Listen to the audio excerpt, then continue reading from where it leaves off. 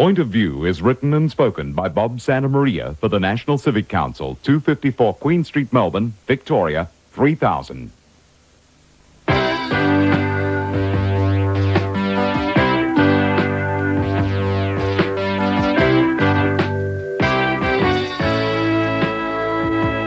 Here now is Point of View, an independent news commentary by Mr. Bob Santamaria on behalf of the National Civic Council. How do you do? It's very rare indeed for this comment to be used to discuss a film. One, however, which is doing the rounds at least of the various capitals, deserves to be an exception. It's Oliver Stone's Wall Street, which has something of significance to say, not only in relation to the stock exchange, but to the world of finance in general. Wall Street suffers admittedly from the characteristic contemporary disease of letting the cameras run away in the name of realism, with unnecessary obscenity in language and pointless pornography. No doubt the main characters depicted are as foul-mouthed and promiscuous as emerges, but audiences don't entirely lack imagination. Wall Street's plot, which centres around the peculiar frenzy of the trading floor of the New York Stock Exchange, represents the so-called way of life of the relatively new upwardly mobile class of money changers, fired with the ambition to make their first million before they reach the age of 30, and prepared in pursuit of it to dissolve every social bond which gives life its meaning. Wall Street's central character, Gecko, is brilliantly played by Michael Douglas, who is the son of veteran actor Kirk Douglas.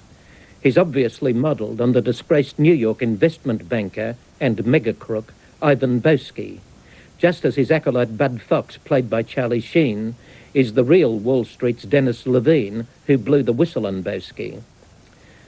The plot of Wall Street has the simplicity of a medieval morality play. The corruption of the much younger Bud Fox, who's only too ready to be corrupted by the promise of the millions before 30 and the harlots thoughtfully provided by Gecko as an acknowledged adjunct of the human satisfactions owed to the high flyer. What gives Wall Street its social significance are the excesses of the contemporary system of financial capitalism, as distinct from productive capitalism, a distinction becoming apparent to an increasing number of Americans, if not to Australians. The frenzied mania of the stock exchange has never been more stridently proclaimed than in several of the shots of the floor with which Wall Street is interlaced. Gecko is the philosopher as well as the chief operator. In one of the film's more memorable moments, he turns around a shareholders' meeting which might have sided against him, not with a statement of the dividends they may anticipate from him, but with a declaration of his and of their implicit philosophy. Greed, he says, is good. Greed is right. Greed captures the essence of the evolutionary urge. Greed has motivated the upward surge of mankind. And I thought that the flavour of the month was, there is no nobility in poverty anymore. G.K. Chesterton once remarked that what was worth doing badly.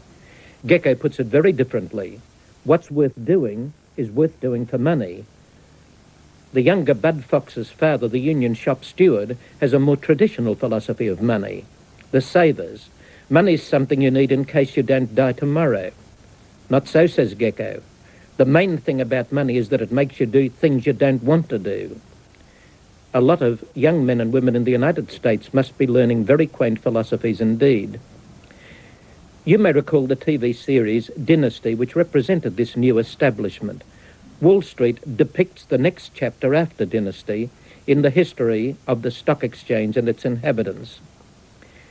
It's conceivable that the viewing of Wall Street may bring belated repentance to some of the stock exchange's youthful high flyers, especially those who lost their jobs after the crash of October last year, although one remains quite unsure as to whether Bud's belated reformation, after his manipulations have almost brought about his own father's death, and his betrayal of his former master Gecko, are really examples of remorse and not merely of revenge. Even before last year's October crash, appalled by the combination of greed and ruthlessness and immorality of the young high flyers of Wall Street, the retired head of the U.S. Securities and Exchange Commission, John Shad, announced that he'd committed $10 million of his own money to endow a chair of business ethics at Harvard's renowned business school. Some scepticism was expressed at the usefulness of such an enterprise in view of the fact that there was no longer any generally accepted ethical code to which its academics could appeal. After all, a community which can't agree on what is to be done about brain transplants is unlikely to agree on what's to be done about insider trading. Wall Street, like Oliver Stone's previous films Salvador and Platoon, ultimately owes its drawing power to considerable dramatic power, but its handicap, like theirs, is oversimplification. For the excesses of exchange speculation are not merely a matter of personal greed. While greed may be their driving force, if we really wish to understand the excesses of the purely financial economy, we must understand the substructures without which the greed couldn't operate.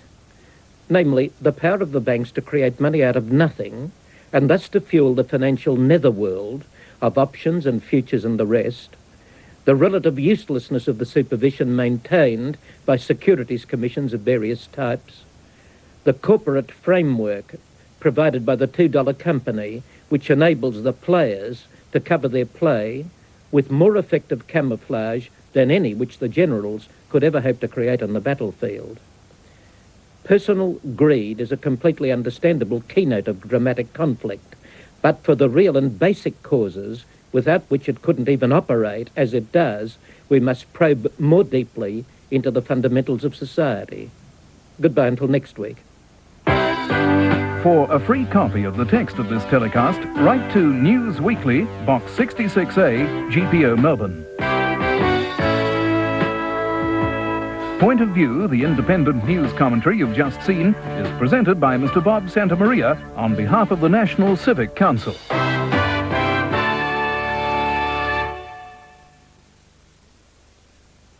Point of View is written and spoken by Bob Santamaria for the National Civic Council, 254 Queen Street, Melbourne, Victoria, 3000.